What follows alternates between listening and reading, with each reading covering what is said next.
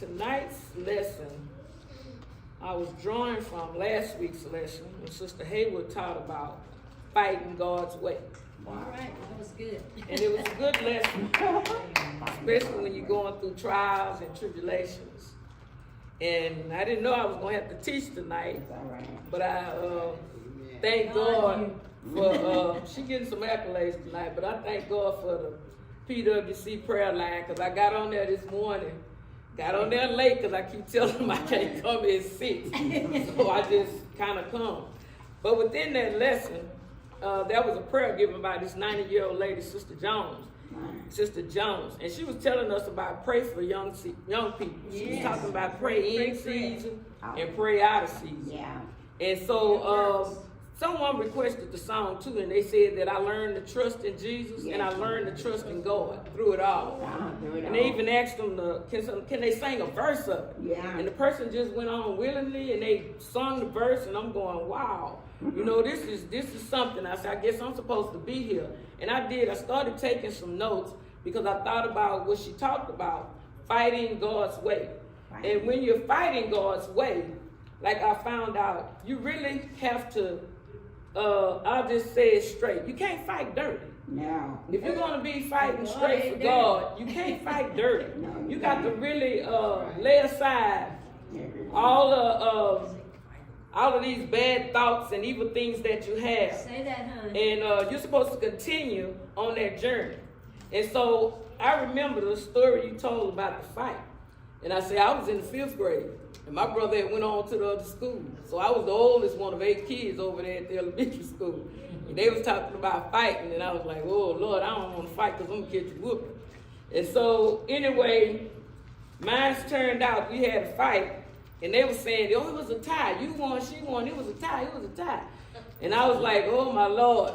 And I said I had to go home. And I was just crying all the way home because I was like, boy, my mama going to whoop me. My mama going to whoop me. And then when I got home and she asked what happened, of course, you know, before you get home, the news done traveled. It's already there. So I was just sitting up there crying and went on and everything. And she hollering about going on in there. Going on in there and take your bath. And I was like, Lord, that's serious because you don't take a bath as soon as you come from school. You do your homework. But lo and behold, when she wound up talking to me, she was telling me she wasn't about to whoop me, which I thought. She said, I think you done cried enough. Just like that. But I was really crying because I was so scared I was going to get a whooping because I wasn't one of the kids that got in trouble. And so I just kept thinking about that. And I said, you know what? Fighting God's way. I said, when you learn to fight God's way, you got to have a clean heart. Yeah, you do. So you got to ask the Lord to help you in all situations of your life. When you're talking about fighting, it's easy for people to say, and I can include myself, how you used to say you be mad at people. It's easy for you to say what you're going to do. I'm going to tear them down. I'm going to knock them out. I'm going to do all kind of ugly stuff to them. But when you start going for God, your journey of what you're going to do to them, it changes. So, and if it doesn't, it should. And it's just to let you know that you're supposed to have that clean heart. You know, what it tells you in Matthew 51 and 10, 7. Well, it's 51 and 10 is where it starts at. And he starts to tell you to create in me a pure heart, O God, and renew a steadfast spirit within me.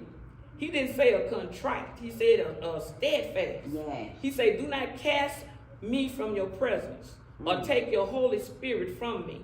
He says, restore to me the joy of your salvation and grant me a willing spirit to sustain me.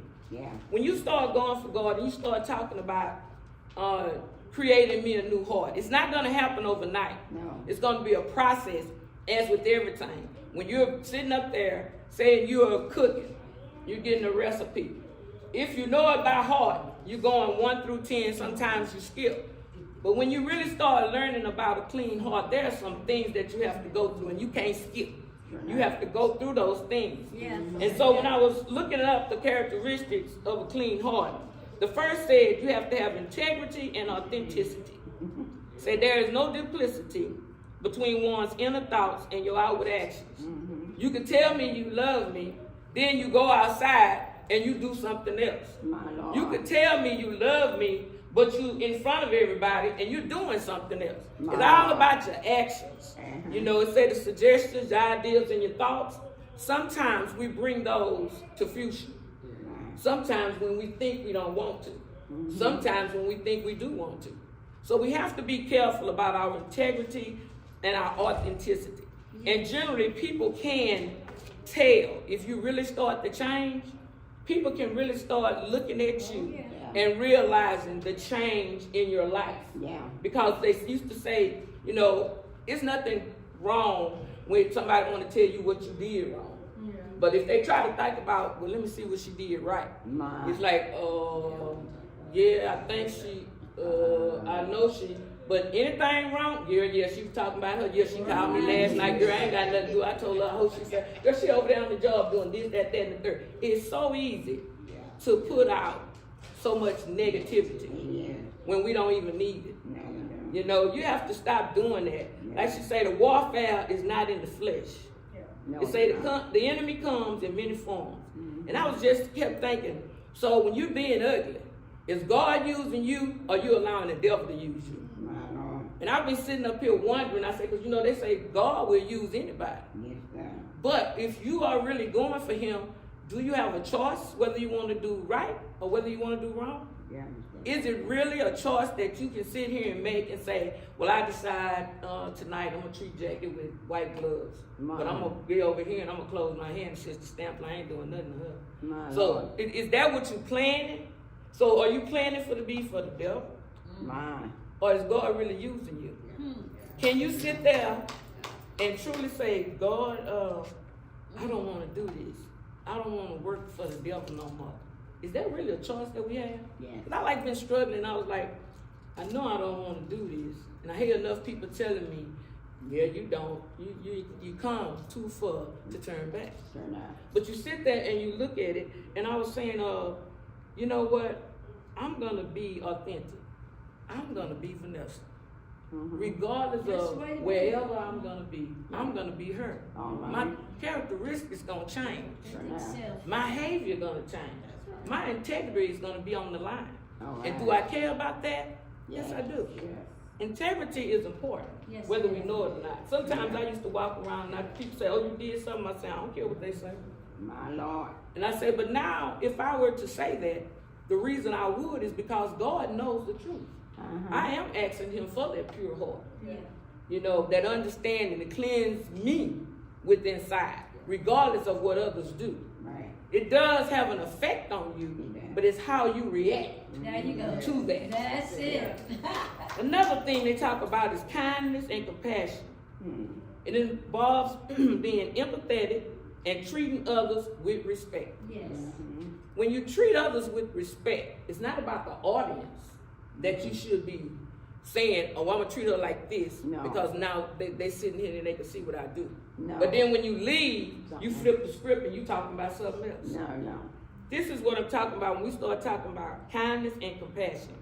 Because I used to say, do they have empathy or sympathy? And I keep trying to tell myself, you know, and every time I really get in a struggle with it, I start looking it up. You know, and being empathetic is putting yourself in someone else's place. That's not saying, you know, to realize what it is. Like you say, I'm sitting up here, and I know it's me and Katrina, and it's one other person, but me and Katrina, our mothers both died on August the 14th. Wow. And I'm saying different years, the same day. My Lord. So I'm sitting up here, even though they did, you know, I can be empathetic to a certain point. Because the way you love your mother may not be the way I love mine. There's a difference when you start talking about empathy and sympathy, and then about the kindness and compassion. But I do have enough kindness and compassion to say, hey, I can relate to that. I really don't know how you feel, but I can relate to that because I've been there. I've been on that side. So you have to learn how to treat people with kindness and compassion, because one day you will sit on the front row. Say that. It'll be your time. And how will you respond when it's your time? So you have to really think about that when you start talking about being kind, and not just in front of the person, but also behind the person. You know, even sometimes when things are true, maybe they shouldn't be said.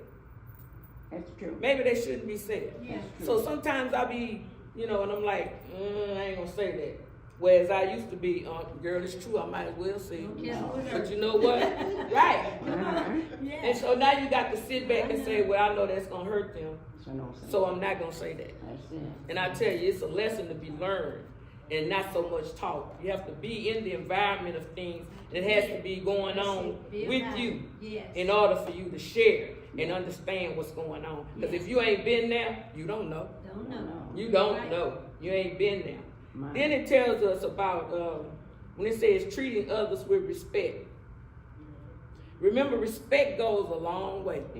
A lot of people think because of your title, that gives you that much respect. No, it doesn't. You have to be careful how you treat other people if you want to be treated that way. You can't just say any and all things of people and think that you're going to be okay. No. Because you the preacher, the first lady, the usher back there in the door, and you treat the people, you know it's time for them to come in, you want to shut the door on them because they ain't coming in. Anything that has a title, stuck to it, does not entitle you to anything. There you go. You have to really know what you're doing when you start thinking about entitlement. That's right. The only person who is entitled to anything is God. That's right. He wants you to worship him. He wants you to have the wisdom and the knowledge and the understanding of his word. Say that. That's what he wants. Yes. It's not about what we want. No. It's all about him. And the prize that we want, that's what we want. You want the prize. You say you want to press toward the mark. That's what we want to do. Mm-hmm. Yes, we will fall, but we will get back up. You have to be willing to be an example in order to show somebody, to tell somebody, so somebody can be taught. Yes. It tells you. You have to be honest. Yeah, you do. They say there is a desire to be truthful in one's intentions and your actions. Saying goes back. I want to be nice to you, but I only in front of you. But when I leave you, my. What a conversation. My Lord Jesus. Sometimes the devil is so busy, sometimes we forget, boy, we're trying to be honest. And you got to say, I want to know how to tell him this. I want to tell him this. It's the truth, and I need to get it off my chest so that I can relax. And sometimes you do have to go to the person, and you tell them about, I'm coming to you in love. And sometimes it's not the tone. No. It's not the volume. It has nothing to do with that. It's about what's being said. All right. When it's the truth, it can really hurt you and damage you so bad, but you wasn't expecting it from that particular person. All right. So you have to be careful, because when it's your time for the truth to be heard about you, are you willing to accept that? Yes, Lord. That's what you have to do. Tell me what you're willing to accept. That's what I'm talking about when I start talking about being honest. Yes. Because even though sometimes people say, yeah, you bold, you say this, you say that, but I have learned to turn the boldness down. And as far as the truth, I have learned to try to take you aside and have a small talk. And sometimes the talk don't work. But what I do is, when I said it, I have to let it simmer. I done said it, I'm on fire, I've been hurt, and I'm trying to let things simmer before I can bring it up to a boiling point. My Lord. Right? Because you really don't want to do that. No. When you start going for Christ, those are the things that you don't want to do if you're trying to have a pure heart. You don't want to be boiling over. You want to be simmered down where things are even, and you can say what you need to say and continue to walk in the way that God has you. Fighting right. That's what you got to do. With a pure heart. You got to have the purity of the thought. It means not dwelling on or entertaining your sinful thoughts, because they're there. That's we all right. have them. Come No on. one is exempt from sinful thoughts. We all have them. From back here all the way in here. We're all God's children. So we all have some sins. We all fall short and come. But you can ask the Lord to give you a clean heart and renew that right spirit. It's about restoration.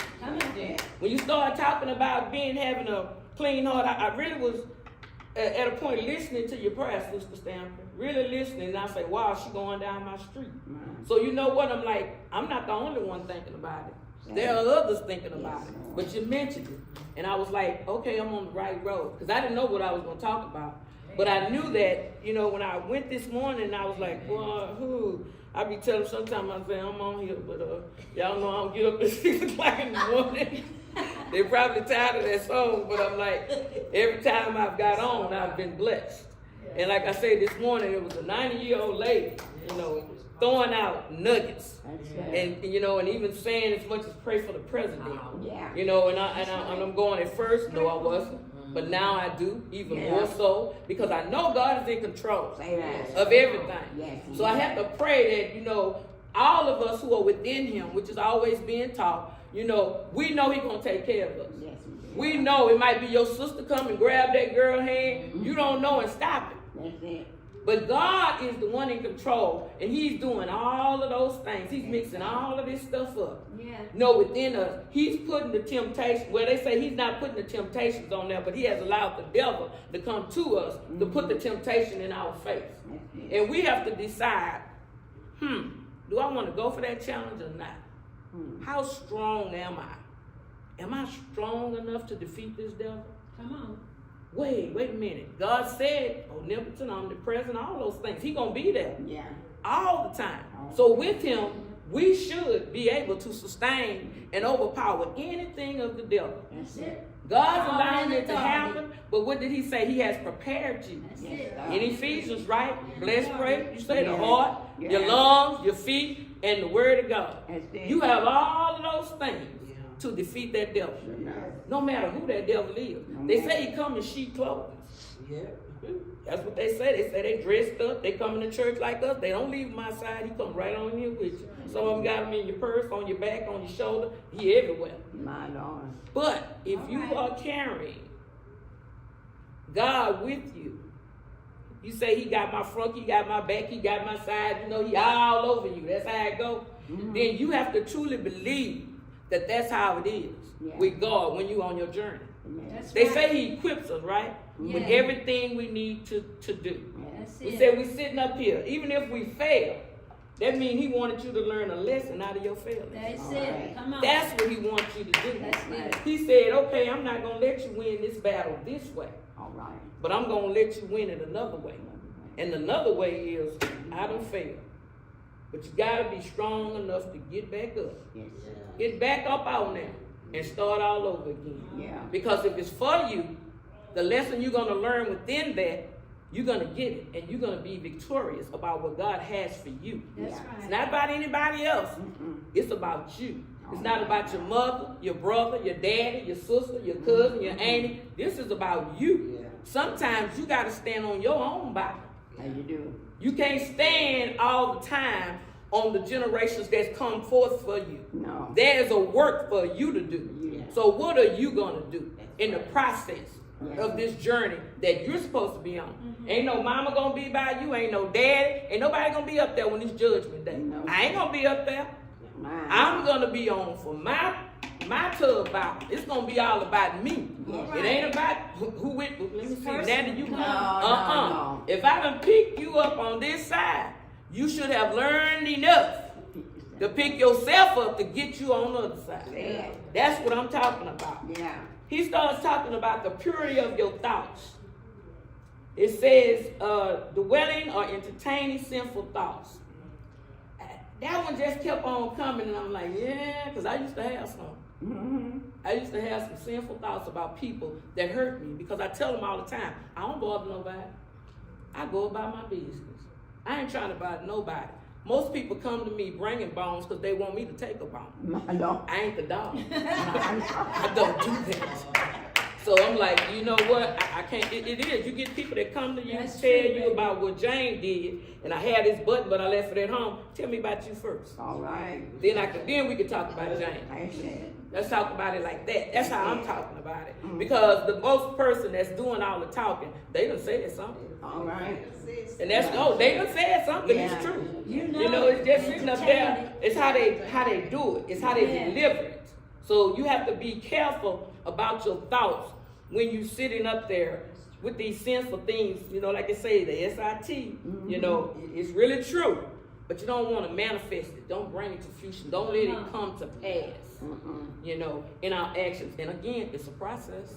Doesn't happen overnight. It's a process. You can't keep the dwindling in the mud. No.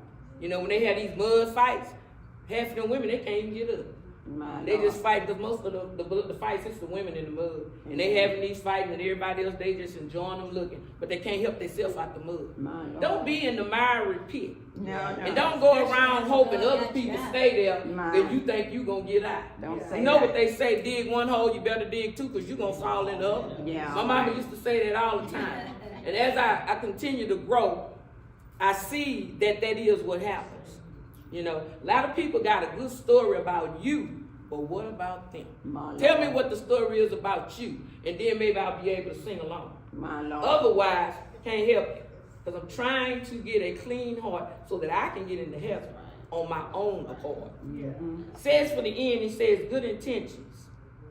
It's about acting with a motive to please God and do what is right. And sometimes boy, it's hard to do right. Oh Lord, it's hard to do right. So sometimes instead of doing right, I just walk off. I say, I don't want to do right. I'm gonna walk off. You know, I don't want to be. I don't want to continue to be a party to this mess. I'm gonna just walk off and keep on going. And then I have learned to pray for those that misuse and abuse me. There was a time the prayers of the righteous. I wasn't righteous because I wasn't playing those kind of prayers. My Lord. So you have to remember, Pastor Bill keeps saying it even on Thursday. Stop talking about I ain't always been saved. I ain't always been holy. Well, if I haven't, the devil haven't either, huh? No. But he's sitting up here throwing darts. My Lord. And I'm sitting up here saying, now I gotta take it. I say, Lord, what must I do? Ephesians, keep that armor on. Stay dressed. Get up. Get ready for the battle. And it may not be the one like she said it was in the flesh. Then I don't have to wait to get blessed and help God out any more than I would like to. So I'm trying to stay my ground. And sometimes when you stay in your ground, it's hard. You know, it gets hard. I speak for myself. And so if I'm the only one, it's okay. But sometimes it gets hard for you to fight that when you're doing things, to fight right. So I decided if I'm not going to fight right today, let me just walk away. Let me walk away. I'm not going to tell you it's easy because I have a mouth and I know how to use it. But I'm trying to use my voice for the Lord. So when distractions come, I have to really take a hold of the reins and not be that bronco that I know I can be. Because it's not good. Because what people do is what y'all say. They wait for an audience and they start acting. They act in front of the audience. My Lord. And then like y'all say, they waiting to push your button. But when your button push, what they say? Oh, I told you. Sometimes I say, yeah, you right. You pushed it. You got it. My Lord. What about it? My. But realize that this a piece of dynamite. And you lit the what they call it? You done lit the little stem on it. Yeah, you did. And so now it's blowing up because you think you really going there. And once you know that dynamite pop, and all of a sudden you done laid your own self out. My Lord. You set yourself up for failure trying to set others up. My Lord. So you gotta watch that. When you're talking about having a pure heart, have one. God will give it to you. Yes, He will. You have to learn to walk away from some things instead of staying there. You know, it's like, well, I'm good. Well, I'm good. I'm loaded up. I'm ready. Yeah. Let me go ahead on and get ready for the day. Let me see who's going to mess with me today. They're going to say something, and I'm going to let the bullets got the gun flow. I'm going to just But you know, God will send a lot of sisters to you. He'll send you a lot of messages. He'll send you some phone calls when you least expect it. There you go, baby. When you think you're going up against that by yourself, you know, all the time, the dynamite may not pop. That's right. It may just simmer, because you know when you fight, I know we do it for firecrackers, but when we do those firecrackers, you know when you run, you say the black cat is the best, right? But you done lit black cat up and you done ran 5 rows down and black cat ain't even pop. My Lord. When you start going for God and you start messing with God's people, the firecracker not gonna pop. No, not that. You know, it's gonna become, it's gonna start simmering. And by the time it's lit, you know what you think gonna come out is not gonna come out, and you're gonna be the one embarrassed. You have to think about that when you start talking about your good intentions, because sometimes your good intentions are really bad. Because in your mind, you might be in a dark place. You don't know, nobody may not even be aware of where you are. Yeah, that's true. So you really have to be careful. You know, it's like walking on thin ice, because sometimes when you're in a bad place and people don't know where you are and you start lighting fuses, the outcome is so much different than what it is if you were, say, sane and in your right mind and you could think. So you really have to start thinking about that, having good intentions and carrying them out. Not just saying, how they say, lip service. Yeah. Anybody can give lip service. Anybody can. But you started the fight over here. By the time you get over here, it's 5 steps to the wall. But see, the first 3 wasn't seen. That's why they call it investigation. All right. I had a friend that died, and he used to be an investigator. And at his funeral, they preached about it. And the man still used it right up here at St. Francis. But when I went to his funeral, it's the first time I heard it. And he says, like I say, 5 steps. You do 1, you do 2, you do 3, you do 4. And what happens is, you so busy persecuting somebody else. You know, when they say, get that, whatever they call it, get that stick out your eye. Yeah. And then before you start talking, there you go. Before you start talking about somebody else. Because see, it's 5 steps. Yeah. But everybody didn't see the first 3. They just saw the last 2. And they made a assumption of what happened to the beginning. That's why they call it investigation. I think it was Sheila when she was talking about, I don't know, but it was your relative, and they had the trailer, and the young man got on the trailer, and then he's paralyzed, right? And everybody was looking, and everybody thinking, because nobody was there. The people that had these, I know this happened, and I know this happened, you know, but they weren't there at the scene. All they saw was the destruction. Sometimes your mouth holds a lot of destruction. Yeah, so you need to be careful about what you're saying and the audience in which you're saying it at. Yes, it can be destructive. And see, when it backfires, it's not good. When it backfires, it ain't good. You go up to that firecracker, I say it didn't pop. But Black Cat is the baddest one, so they say. But then when you go up there and you try to get it, sometimes it'll pop right on your finger. I've had it happen to me before. Because you're going up there. So be careful about who you're entertaining and what you're saying in the thing of the entertainment. See, I don't have to have an audience to tell you the truth or to tell you a lie. I don't need one, because I deal in the truth. So when you're sitting up there thinking, I'm going to say this because she here, and I'm going to say this because they here. That don't matter to me.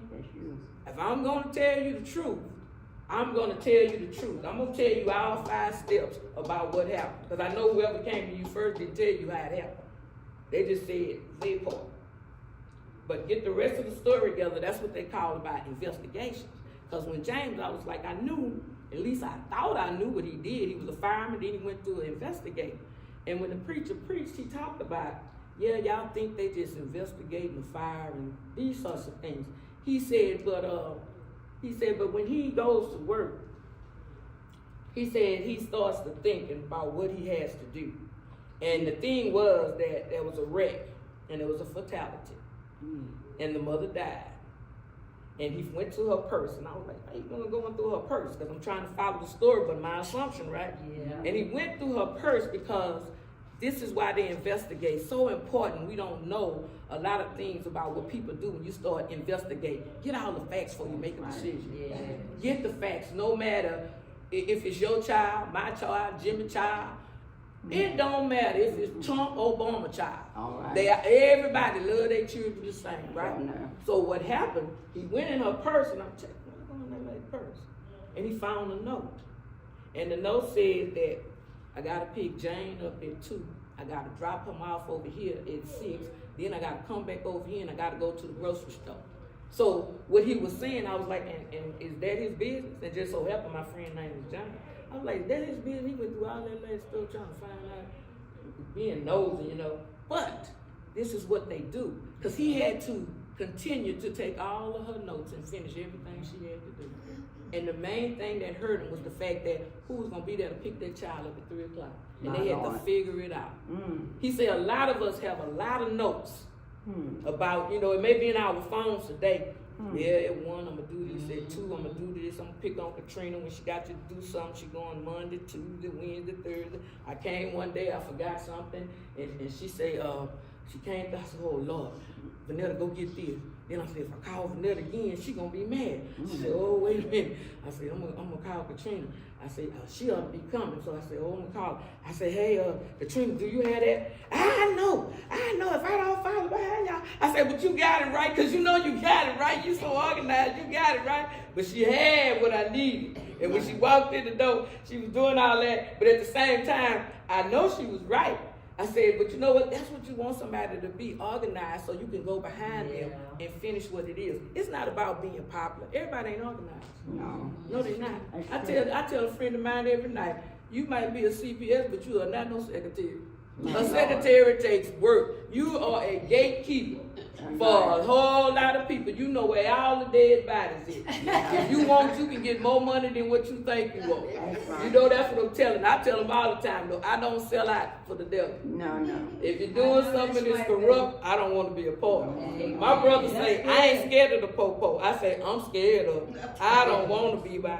So you know what? I try to keep it right with God and try to keep it moving in the direction in which I'm headed for. You know, I don't want that contrite heart where I have to keep helping God out because he's too slow in my book. He just, hurry up, man. I want the water to boil over, come on out the pot, slam them, and do everything. But that's not how you want it. No. And when people start wanting that for you, you got to sit back and look about it and think, what you do? Is it something I did? Did I not forgive somebody? Did I lie on somebody? What did I do? You know, and you start to wondering and thinking, like I said, I was having car problems. I'm like, what I do? I'm trying to figure out what I do. And then I was like, oh, I ain't paid my tithes yet. My check right there, I left my book. I told Brother Jones I left my check, book home twice. Sunday I ain't had no money. And I say, Brother Jones, I just got 25 cents. He said, girl, that boy gonna turn into some dollars. And he ain't lie.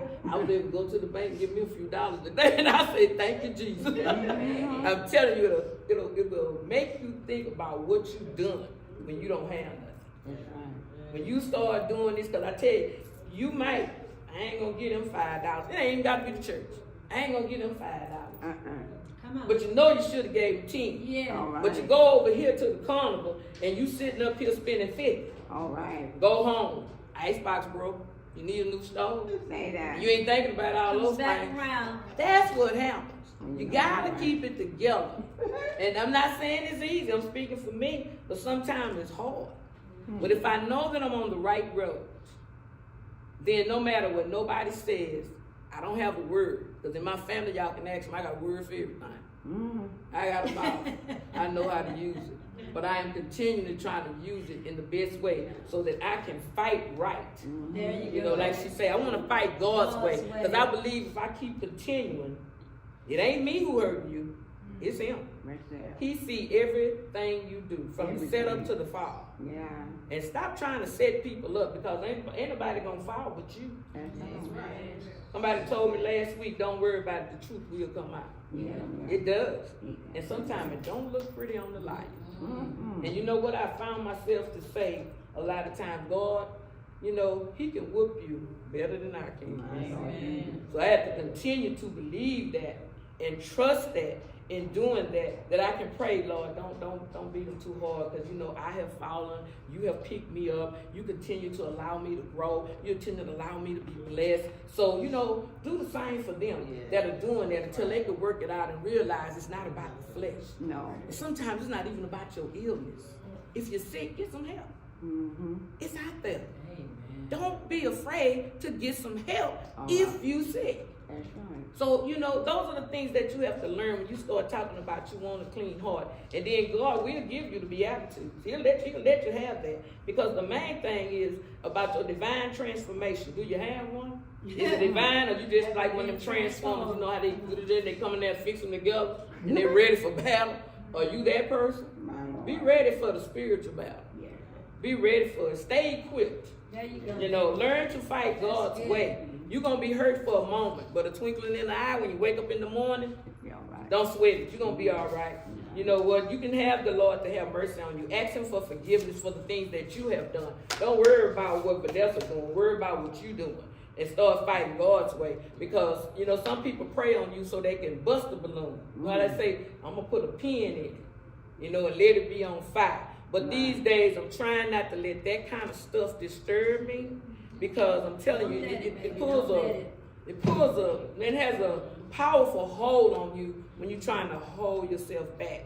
You know, you look at them people and they going whoop, whoop, whoop. But I'm trying to just let them go whoop and just, you know, push it down. Because I tell you, no matter how hard the battle, I sleep at night.